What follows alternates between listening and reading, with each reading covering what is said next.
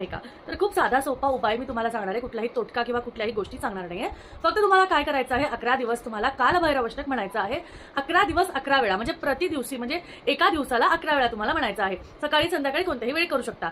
पहिल्या दिवशी संकल्प सोडायचा आहे. हातावर अक्षता, फूल, हळदी, कुंकू घेऊन पाणी सोडायचं आहे. संकल्प करताना ज्या कोणत्या व्यक्तींनी माझे पैसे घेतलेले आहे त्यांच्या नावाने विनंती करून कालभैरव देवांकडे विनंती करून तुम्हाला त्याचं चांगलंच व्हावं, वाईट व्हावं अशी अशी चिंता अशी गोष्ट करायची नाहीये. कारण तुम्ही जर का वाईट चिंतलं तर तुम्हाला त्याचे रिझल्ट चांगले मिळणार नाही.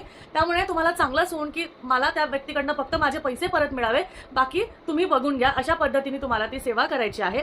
शेवटच्या दिवशी म्हणजे 11व्या दिवशी जेव्हा तुमची ही सेवा संपणार आहे त्या दिवसापर्यंत, पहिल्या दिवशीपासून तर त्या दिवसापर्यंत एक नारळ तुम्हाला तिथे बांधून ठेवायचा आहे ही सेवा करताना. आणि तो नारळ 11व्या दिवशी कालभैरव देवांना त्यांच्या मंदिरात जाऊन तो अर्पण करायचा आहे आणि त्यांना सांगायचं आहे की हे देवा, मी जी तुम्हाला इच्छा मागितली आहे ती लवकरात लवकर